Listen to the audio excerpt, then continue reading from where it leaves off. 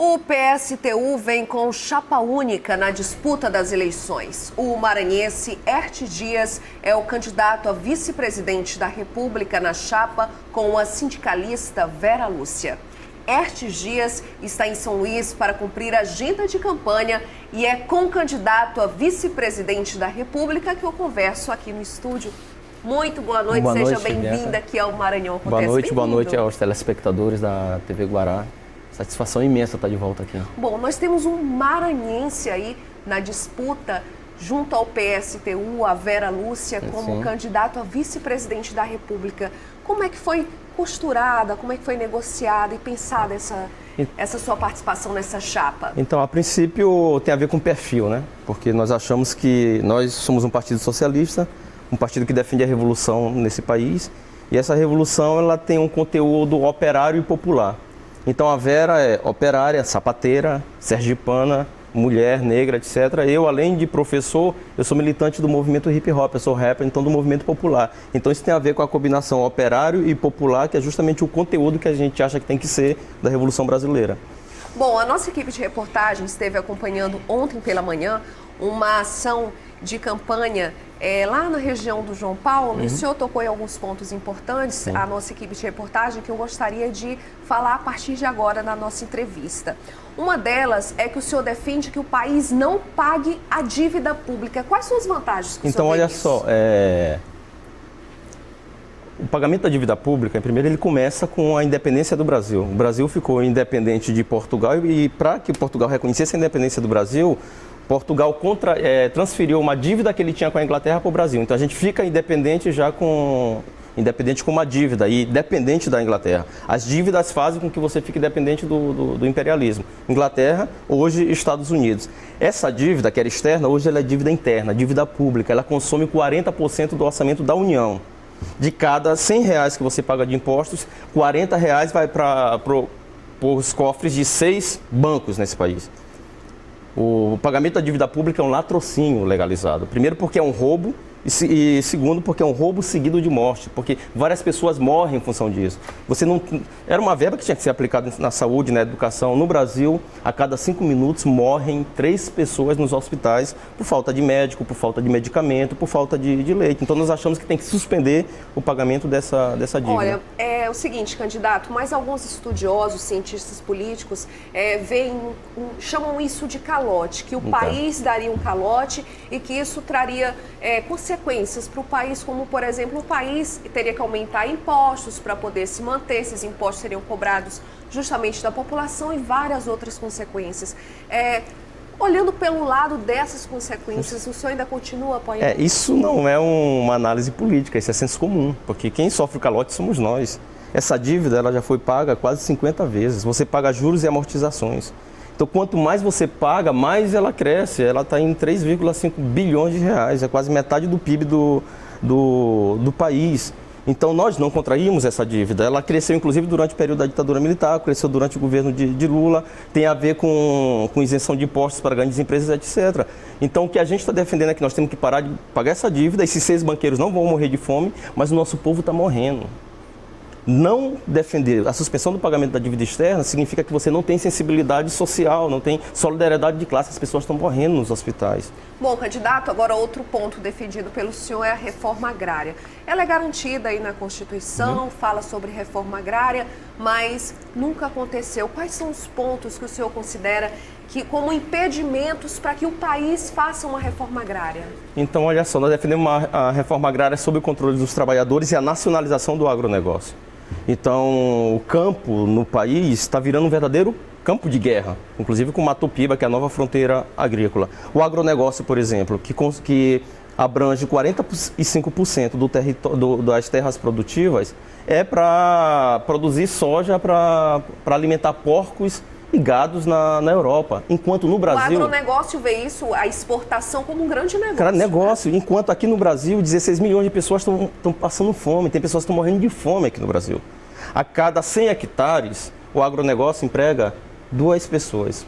O pequeno produtor emprega 15 pessoas. Significa, então, que o agronegócio não emprega, ele desemprega 13 pessoas em relação ao pequeno produtor. Candidato, mas existe um outro lado que é contra a reforma agrária para não perder aí a sua terra produtiva e acusa alguns movimentos, alguns invasores de ações criminosas, chamam de criminosos, né? O que o senhor acha desses movimentos que chegam a invadir essas áreas que são consideradas produtivas, já que na Constituição fala que essas áreas distribuídas seriam terras improdutivas? Não, nós defendemos que seja ocupada a improdutiva e a produtiva. Invadido foi o Brasil, que foi invadido há 500 anos atrás. Como é que o agronegócio chegou no campo? Eles estão tomando a terra dos camponeses. Os índios não têm como comprovar que aquela terra são deles. Na mesa do trabalhador, nós temos um corte de classe. Na mesa do trabalhador, que é a classe que interessa a gente, 70% da comida é produzida pelo pequeno produtor. Açúcar, etanol, café, soja, é tudo para exportação. Então, interessa a gente matar a fome do nosso povo. Então, a reforma agrária é algo urgente nesse país, Bom, candidato, outro ponto defendido pelo senhor é a expropriação das grandes empresas. O que o senhor vê nisso como um ponto positivo, já que isso, de uma certa forma, não iria estremecer algumas relações políticas, relações econômicas do país aí com outros países? Isso não iria, de uma certa forma, isolar o Brasil? Não, a gente está vivendo uma crise e os que são os principais afetados por essa crise são a classe trabalhadora, são os negros, são os pobres. Nós temos hoje no país 66 milhões de pessoas, no total de 100 milhões de trabalhadores, que estão desempregados e subempregados. Na outra ponta, você tem 100 empresas que controlam quase metade da riqueza nesse país. 70% dessas empresas são multinacionais. Significa, então, que a riqueza produzida por nossa classe, nós que produzimos a riqueza, o patrão não produz absolutamente nada, o dono da empresa não produz absolutamente nada, 70% deles nem moram no Brasil, 70% dessas riquezas estão sendo transferidas para outros países. A gente está defendendo que essas empresas sejam estatizadas, sejam controladas pelos trabalhadores, que essa riqueza seja utilizada para gerar mais emprego, que a jornada de trabalho seja reduzida sem redução do salário, porque para gerar emprego tem que ter a redução da jornada de trabalho. Você suspender o pagamento da dívida externa, esse dinheiro aí vai para a construção de obras públicas. Não precisa construir escolas, não precisa construir hospitais, não precisa transportes coletivos. Isso aí gera emprego. Então, a suspensão do pagamento da dívida pública e a expropriação dessas 100 maiores empresas é para resolver o problema do desemprego. Aqueles que estão dizendo que vão resolver o problema do desemprego no Brasil sem tomar essas medidas, eles estão mentindo. Ou são santo milagreiro ou são Pinóquio. Milagreiro não tem, então são mentirosos. O que o senhor diria para os eleitores que estão nesse momento que a gente está vivendo, esse momento político de eleições, que escutam as propostas do PSTU e podem até classificá-las como radicais? O que o senhor diria para esses eleitores? Então, olha só, radical é o desemprego, é a fome. Na verdade, nem todos vão escutar, infelizmente, porque dentro do leque de candidaturas que nós temos aí, de 13 candidaturas, por exemplo, só tem 8 que estão indo para o debate a nível nacional. Nas entrevistas, 4 estão indo. E são justamente os partidos mais corruptos, ou seja, o Supremo Tribunal Eleitoral está coroando a corrupção nesse país. O PSTU não está envolvido em nenhum caso de corrupção.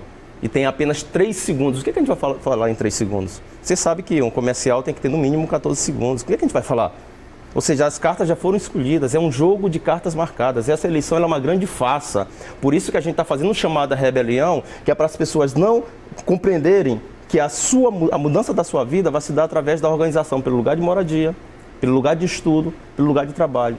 Nós defendemos que os trabalhadores governem a partir dos conselhos populares, porque todo dia é dito na imprensa, na escola, no jornal, nos meios de comunicação de maneira geral, tentam mostrar que a nossa classe é incapaz, que nós podemos produzir a riqueza, mas por que nós não podemos administrar a riqueza que nós produzimos? Se o patrão não aparecer na empresa, a empresa funciona.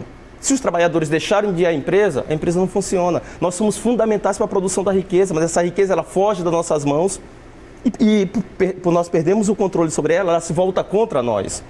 Então é isso que a gente está defendendo nesse exato momento. Candidato, o senhor esteve ontem e hoje aqui em São Luís cumprindo a agenda de campanha. É uma campanha nacional, tem um estado, um país inteiro aí para percorrer. Eu agradeço a sua presença aqui no Maranhão Acontece, na nossa televisão. Muito obrigada. Aí a gente queria agradecer e pedir aos telespectadores que votem nossos candidatos aqui. Ramon Zapata para governo, a Preta Lu para Senado, nós temos também o Saulo Arcângelo para o Senado e, sobretudo, que é necessário a gente se organizar nesse país, é necessário a gente fazer uma grande revolução nesse país para que a gente possa resolver os problemas históricos da nossa classe. Muito obrigada, boa noite. Obrigado a você.